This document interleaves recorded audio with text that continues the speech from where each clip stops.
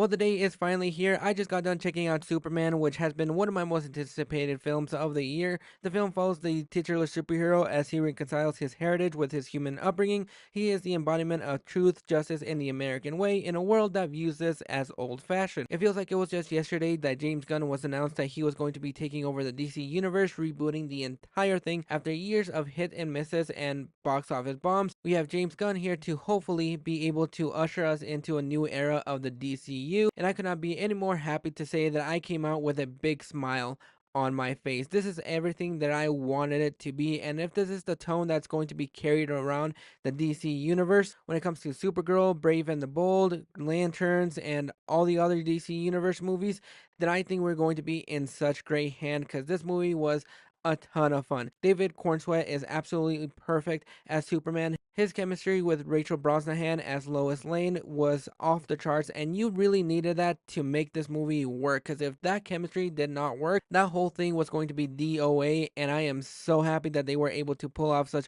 wonderful chemistry. The banter that they have back and forth is everything that I wanted it to be. Even though we don't get to see a lot of David Cornsweet as Clark Kent, he is just Superman for a majority of this movie. I do love the small moments that we get of David Cornsweet as Clark Kent, where he is not really doing a lot of journalism. He is basically just interviewing himself and making himself look good on paper as one should. And just the way that he embodies Superman, he is the perfect representation to be Superman. James Gunn was able to bring out the humanity in Superman by showing that he is not perfect. Even though he is an alien, he was raised on Earth with people that loved him and kept his secret. And that's one thing that I really loved about this movie is the humanity in Superman, that he is not a perfect human being. He will make mistakes. He does get emotional. He does get angry. He loves. He's happy. He has all the human emotions in him, even though he is from an alien species. And they just capture that in just a beautiful way where even though we have a lot of James Gunn's humor in here, it never feels like it's leaning too much into the humor. Just like with Guardians of the Galaxy Volume 3, he is able to have those comedic moments, but at the same time, he is able to inject a lot of heart. He knows exactly how to strike this balance, and Rachel Brosnahan as Lois Lane was absolutely perfect. You get to see the journalism side of her, but also the relationship side between her and Clark Kent, and how sometimes, even though she is a journalism, she will be needing to ask the hard-hitting questions sometimes, and the way that they were able to handle her in such a wonderful way. Rachel Brosnahan is a perfect Lois Lane. I really love the way that they handled her, the way that they built the relationship between Clark and Rachel. This is 30 years into Superman's life, so they've been dating for quite a while, and they just have that perfect balance of having such raw emotions, but at the same time not leaning too much into parody territory where it's just a lot of jokes. Some of the humor in this movie does hit, and some of it just falls a little bit flat, but James Gunn is able to strike the perfect balance of having the right amount of humor, but at the same time not compromising the emotional moments. There were moments here and there where I was getting a little bit more emotional, a little bit more teary-eyed,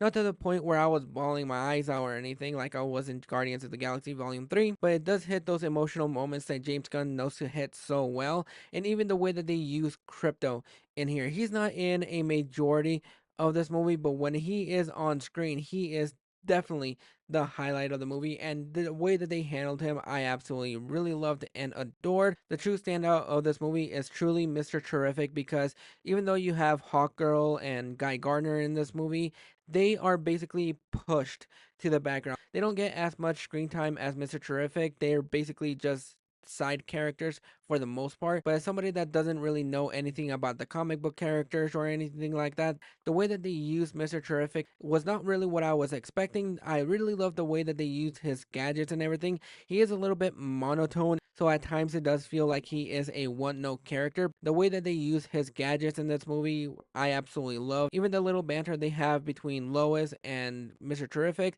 I thought was really the highlight of this movie. But the one thing that I absolutely loved was Nicholas Holt as Lex Luthor.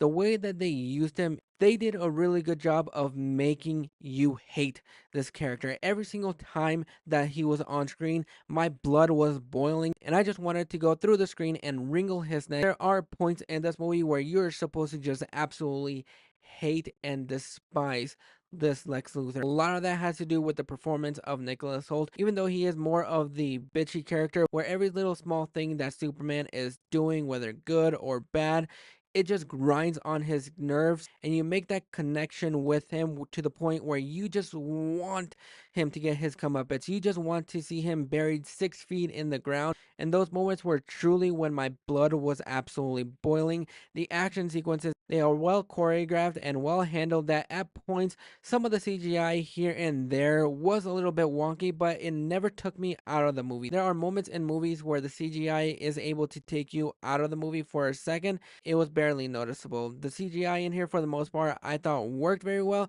Here and there, some of it was a little spotty and could have been used to clean up a little bit more. But other than that, I had no issues with the CGI. Some of the things that I kind of wish they integrated a little bit more in this movie was the relationship between Hawkgirl and Guy Gardner. Because even though they are great whenever they are on screen, Isabel Merced is great as Hawkgirl when she is used, and Nathan Fillion is great as Guy Gardner when he is used. They are great when they are used, but it feels like they could have used a little bit more of them, and you do get to see them here and there. They have some great moments. Mr. Terrific, Hawkgirl, and Guy Gardner have wonderful banter whenever they are on screen. But I just don't think they used him too much, which is fine because this is a Superman movie. This isn't a Justice League movie or anything like that. But I kind of wish they integrated them a little bit more because I really enjoyed them whenever they are on screen. And some of the side characters here and there, one of them is Eve Tessmasker. And when she first shows up, she is more of the ditzy blonde. But then she becomes relevant to the plot. And one of the characters that I kind of wish they had a little bit more of was the engineer, because when she pops up on screen, she is absolutely fantastic. And I really love the way that they use her powers. I think the way that they used her powers is one of the best elements about this movie. I kind of wish they added a little bit more to her because it does feel like she is a little bit more of the stereotypical henchman that you see in a lot of these movies, where I really wasn't a big fan of how they used her character in this movie, which I'm not going to be getting into, but I kind of wish they did something else with her character and used her a little bit better. When she is on screen, her powers are absolutely electric, and I love whenever she was on screen. And even with Metamorpho, I do wish they used him a little bit more because I do love the way they used his power.